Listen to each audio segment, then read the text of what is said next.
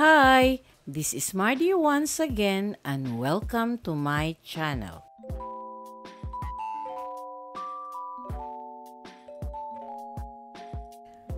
Today, we're featuring a true icon of Filipino action cinema, Dante Varona. Renowned for his groundbreaking contributions to extreme stunts, Dante's name is synonymous with fearlessness and innovation in the industry. From humble beginnings to becoming a trailblazer in the world of action films, his journey is a powerful testament to resilience, passion, and the relentless pursuit of excellence.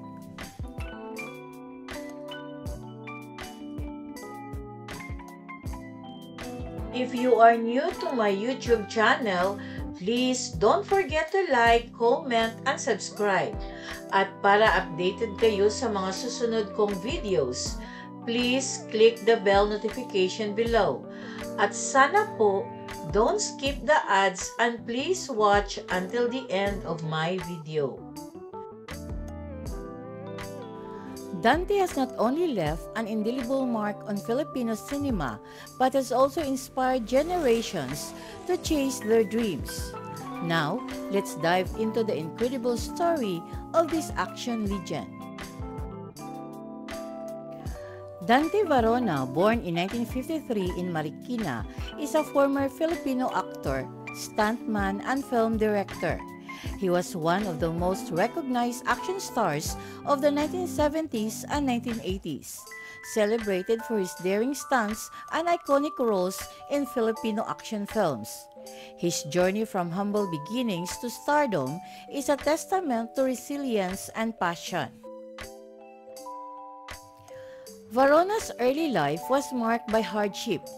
Born into a family that struggled to care for him, he was voluntarily placed in Boys Town, a care facility for abandoned or neglected children in Marikina. There, he completed his elementary and high school education.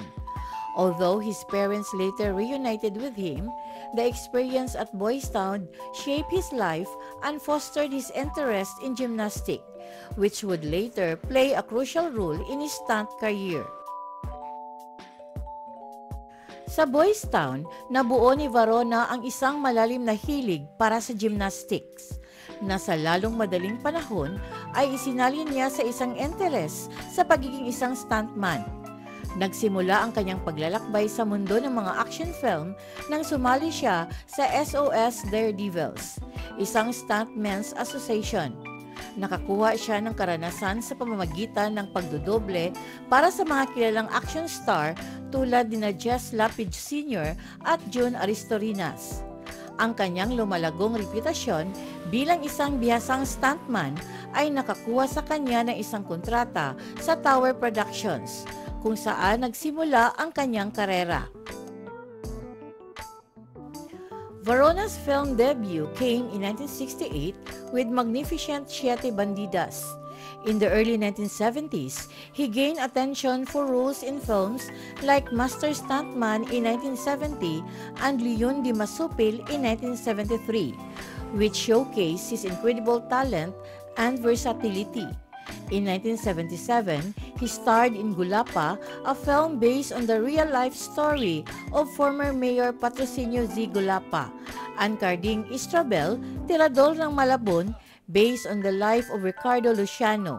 He also made a cameo appearance in Ang Sisew ay ang Agila in 1975.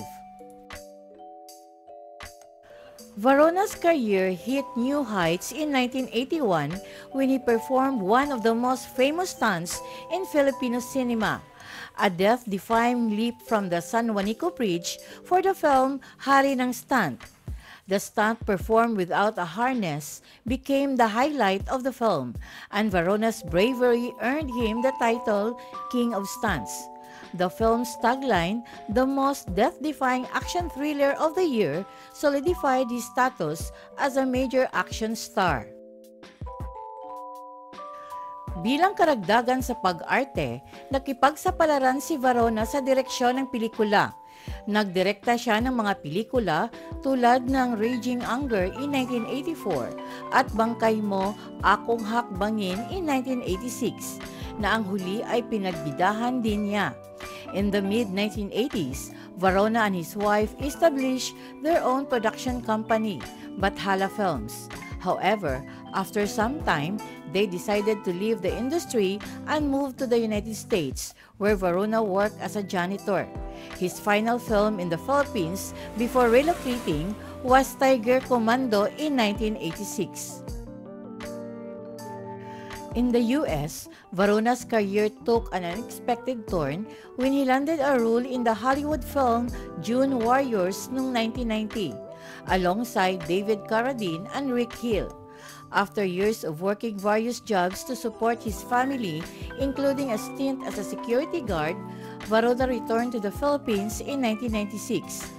Sa tulong ng kanyang kaibigang stuntman na si Lito Lapid, noon ay gobernador ng Pampanga, nakabalik siya sa pelikulang Tapatan ng Tapang na pinagbidahan din ni Lapid. Si Varona ay nagpatuloy sa pagtatrabaho sa industriya noong huling bahagi ng dekada 1990 sa pagdidirect ng mga pelikula tulad ng Ratratan in 1999 at pinagbibidahan sa Ako ang Lalagot sa Hininga Mo noong 2000, ang kanyang huling pelikula sa Metro Manila Film Festival. Pagkatapos nito, nagretiro siya sa showbiz at bumalik sa US, kung saan nag-focus siya sa pagpapalaki ng kanyang pamilya at mga apo. Varona's legacy as a pioneer of Filipino action cinema remains intact. His daughter Tanya Varona is a 2001 Metropop Song Feast finalist and a respected singer in the Philippines. Today, Dante Varona resides in California, living a peaceful life far from the spotlight he once dominated. Despite retiring from the entertainment industry, his contributions to Filipino cinema continue to be celebrated by fans of action films. Thank you very much for watching. And according to Queen Elizabeth II, it is often the small steps, not the giant leaps, that bring about the most lasting change.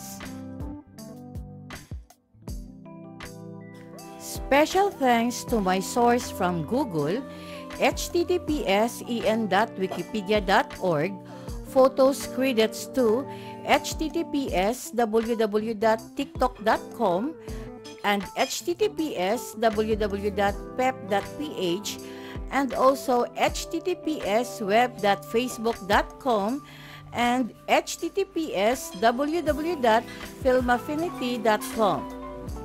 Inspirational quote credits to https://www.goodhousekeeping.com.